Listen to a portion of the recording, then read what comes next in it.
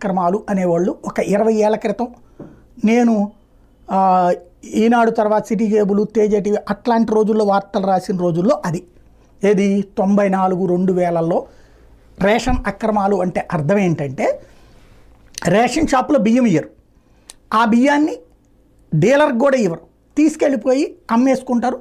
డీలర్కి నీకు ఇచ్చిన దాంతో సరిపుచ్చుకో అని చెప్తారు, డీలర్ నాకు బియ్యం రాలేదు నేనేం చేయమంటారు అని ఎదురు తిరిగేవాడు. ఇది మొదటి దశలో ఉండేది.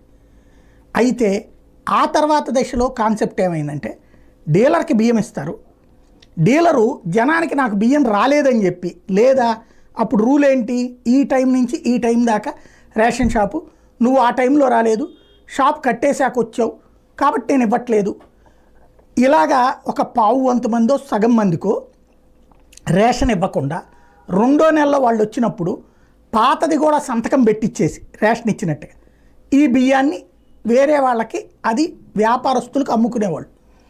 అది రెండవ దశలో రేషన్ అక్రమాలు.